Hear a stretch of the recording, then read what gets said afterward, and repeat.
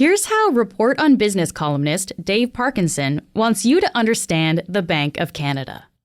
Central banking is like plumbing. When it's working, we give it no thought whatsoever. It's just there. But here's the thing. Lately, our plumbing has been kind of leaky. Inflation is still high. In fact, new numbers out Tuesday put it at 3.8%.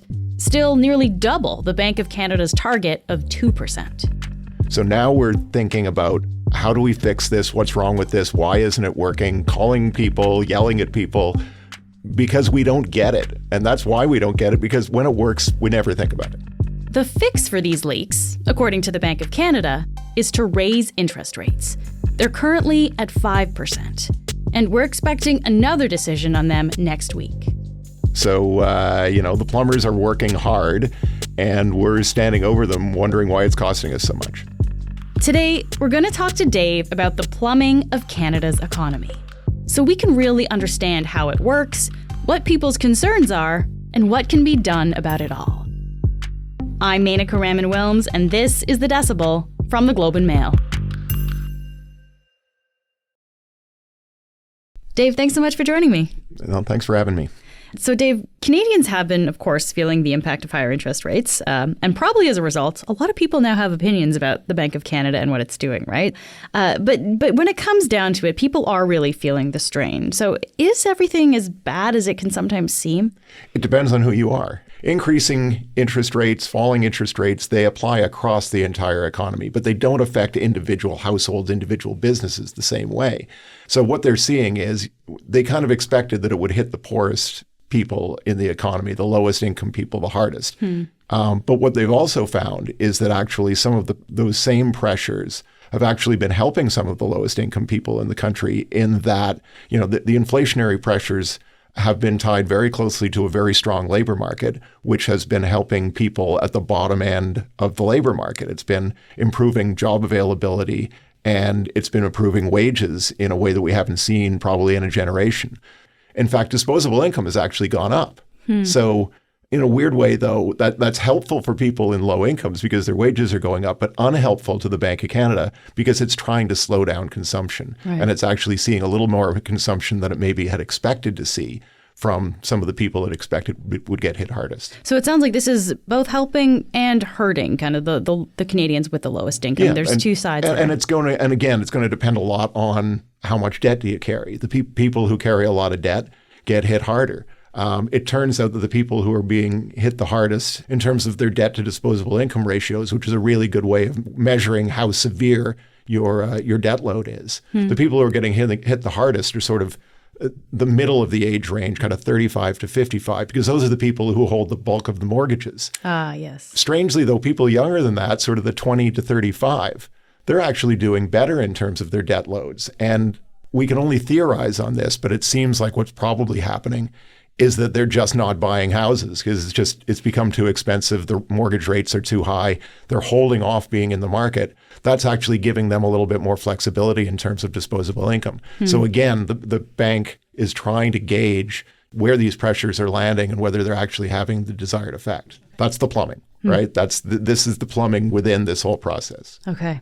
And when we're talking about interest rates, I think it's fair to say, honestly, that people are paying attention to it now, but I think there's a lot of public confusion really about how these rate hikes actually get made, right? So Dave, I guess what's the number one thing that some people get wrong about these rate hikes and the Bank of Canada that's making them? Well, the big thing, and there was a survey that came out from Abacus Data a couple of months ago, and it was quite a broad survey. It was about 2,000 people, so it was a pretty large sampling of Canadian opinion. And it found that nearly half of Canadians believe that either the federal government tells the Bank of Canada where to set interest rates, or that the federal government sets the rates themselves, both of which are wrong. Some of this probably political rhetoric has probably contributed to this because there's a belief that, Justin Trudeau is the reason we have high interest rates. So then in people's minds, it's the government has been raising interest rates, but it's not the government. The central bank operates independently from the politics of the federal government. Okay, so let's actually get into this then. What exactly is the relationship between the Bank of Canada and the federal government? It is very much an arm's length relationship. The Bank of Canada is a federal government agency. It's owned by the government. What the government does is it appoints a governor. It does that once every 7 years. It appoints the senior deputy governor, which there's a little more flexibility in there, but it's also a 7-year term. Sometimes they overlap a little bit. But again, the two top officials of the bank are, in fact, appointed directly by the Prime Minister, the Finance Minister. Okay. There is a 5-year agreement between the government through the Department of Finance and the Bank of Canada on what it is that the bank is mandated to do. The mandate is aim for 2% inflation. Okay. And that has been the case for about 30 years. And once that mandate is set, the government steps back and says, you figure out how to do it. That's your job. We don't step in. We don't interfere. We don't tell you how to do it, when to do it, why to do it. We have conversations every once in a while. We get on the phone. We have lunch. I mean, almost literally. But that's about it. It tends to be sort of big picture economic policy kinds of conversations that they have, not specifics of you should raise rates now, you should lower rates now. It's helpful for the government to know what the bank is thinking. It's helpful for the bank to know what the government is thinking in terms of its fiscal policy, its spending plans, its taxation plans, because all of this stuff interacts, obviously, economically. Sure. But they are very careful not to tell each other what to do. So who else makes up the Bank of Canada? Because you mentioned, Dave, that the Prime Minister appoints the Bank of Canada governor, but I guess who else is in charge at the Bank of Canada and who's hiring them? Officially, our interest rates are set by the governor of the Bank of Canada. In the Bank of Canada Act, which goes back about 90 years, that's the governor's job alone. But outside of that sort of legal framework, by the bank's standard practice for since the 1990s, has been that what's called the Governing Council, which is the governor and all of his deputy governors. There's a total of 6 of them at the moment. They are a body that work together on a consensus basis to make interest rate decisions.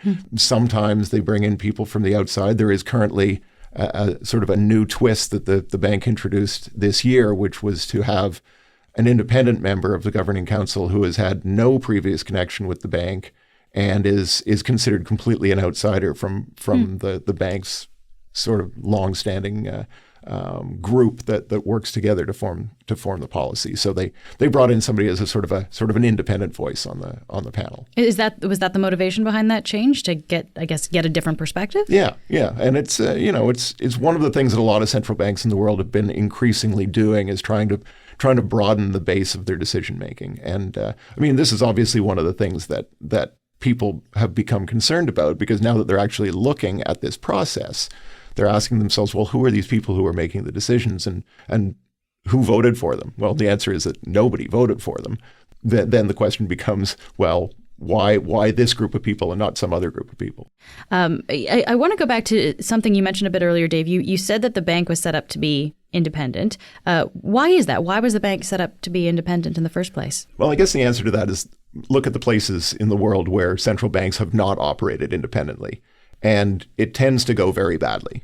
When politics interfere with monetary policy, tough decisions are either not made at all or made very badly. One example of the danger was during Donald Trump's administration, when he would actively criticize the head of the Federal Reserve. He wasn't directing them on what to do, but he was strongly suggesting that he wanted a certain interest rate policy that wasn't consistent with what the head of the Fed wanted to do. And of course, the Federal Reserve is the central bank in the States. Yeah. But at any rate, the big concern at the time was that Donald Trump would in fact interfere and direct the bank to lower rates, even though it was counter to any logical economic sense. But his concern was to maximize economic growth, to maximize profits, to maximize returns in the stock market. These are not the goals of monetary policy. Monetary policy is meant to be a stabilizer. Yeah, so you don't necessarily want a politician who's maybe thinking about the voting public to be making these decisions. Well, I mean, and you put yourself in the situation we're in right now, and how many votes could you get if you said, if you elect me tomorrow, I will cut interest rates by 2 percentage points? you could do very well. Yeah. Would it be good policy? No, it'd be horrible policy. You'd end up with a much bigger economic problem than we have right now. Yeah. And can you just spell this out for us, Dave? I mean, you're thinking about this all the time, but for people who are not as well versed, what would be the danger of just slashing interest rates to like 2% overnight? If you cut interest rates, what you would do is actually stimulate more demand. We've already got too much demand. If you think we have an inflation problem now, cutting interest rates by 2 or 3 percentage points overnight would cause a tremendous inflation problem. We'll be right back after this message.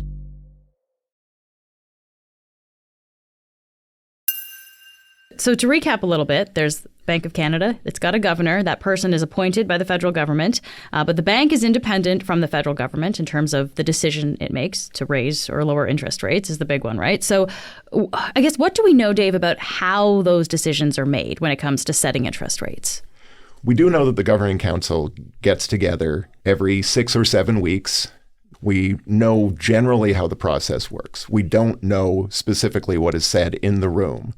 We know that when they come out of the room, they announce their decision, they provide a short explanation of what their decision is. But we don't always know how they come to the decision then? We don't always know how they come to the decision. We know more now than we used to.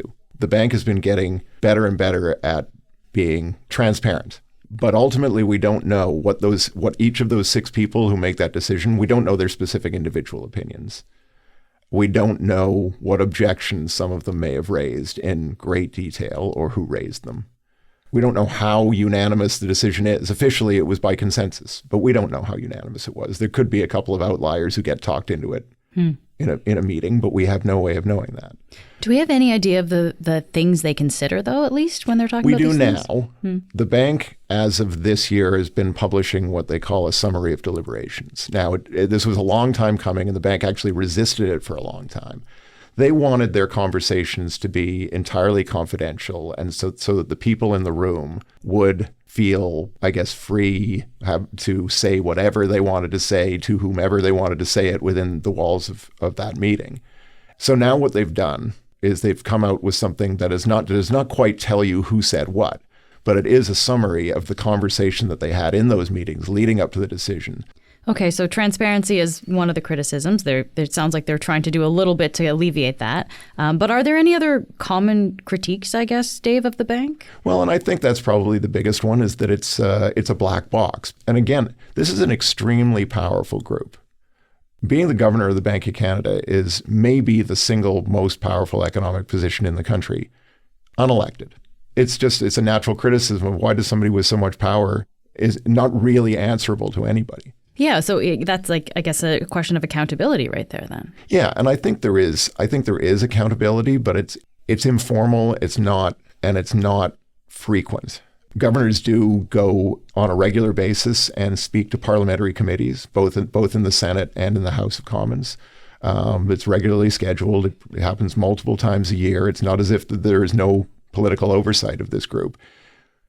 I would say that having listened to these testimonies many times in the past, they're not particularly deep. The people who are on these parliamentary committees probably don't have as strong an understanding as they should of what the bank is doing, frankly. In terms of scrutiny of day-to-day operations, in terms of scrutiny of individual policy decisions, it's public scrutiny more than anything. It's the stuff we're talking about is probably the most scrutiny that the governor has.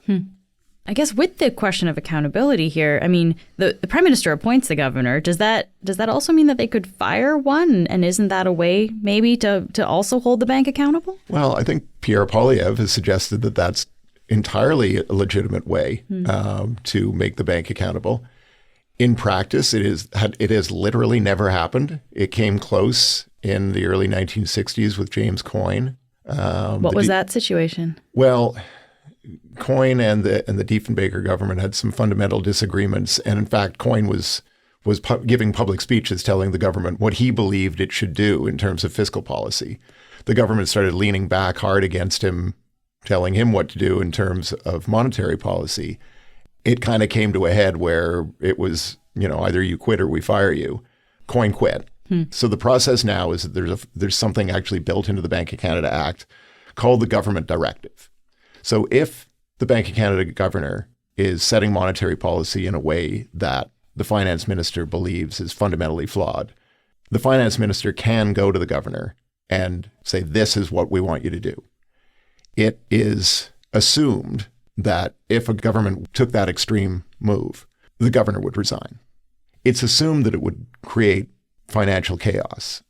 A loss of confidence in a central bank governor, it would gut the value of the Canadian dollar overnight. It would gut the value of the Canadian stock market overnight. It would be a mess. Wow. Okay. So even though, as you say, Pierre Poilievre, the leader of the Conservatives, is talking about it, this might not actually, if he were to be in power, this might not actually be a good move. No, and frankly, I don't even know what he would advise the next governor to do, other than what this governor is already doing.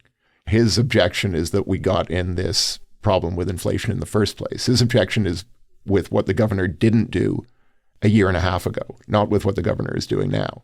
So it would be kind of odd for him to fire a governor and replace him with another governor executing exactly the same policy. Interesting. Okay.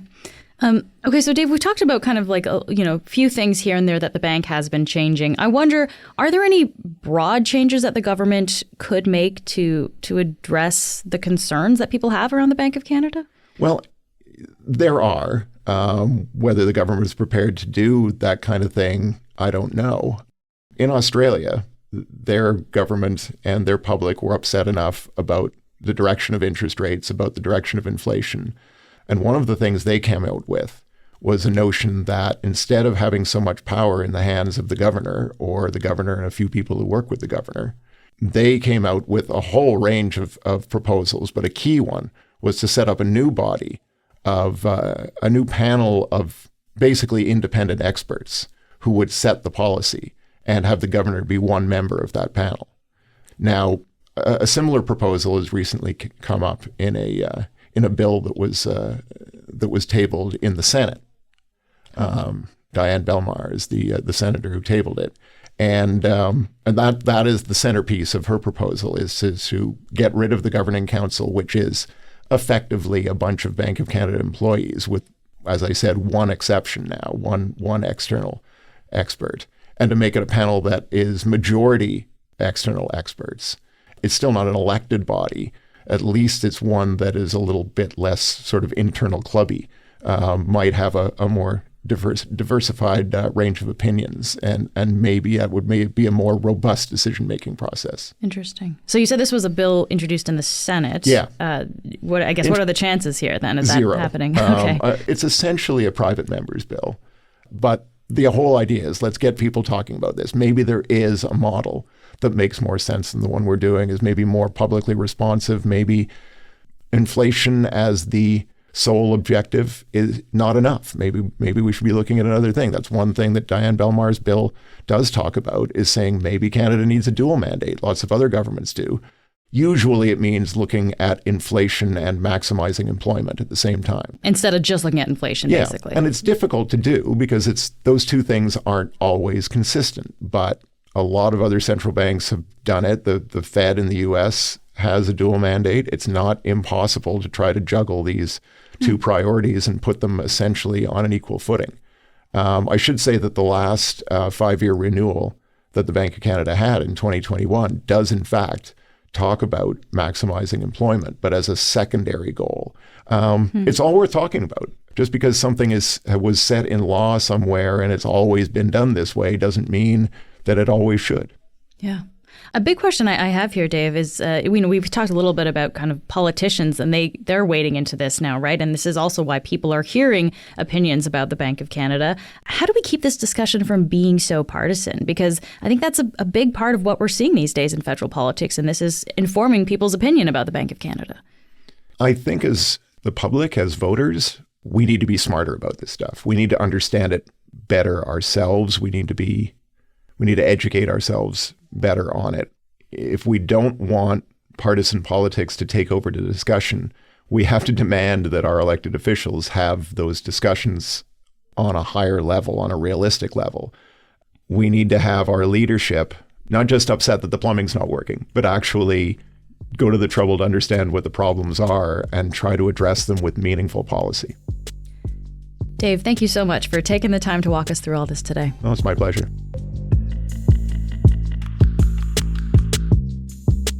That's it for today. I'm Menaka Raman-Welms. Our producers are Madeline White, Cheryl Sutherland, and Rachel Levy-McLaughlin.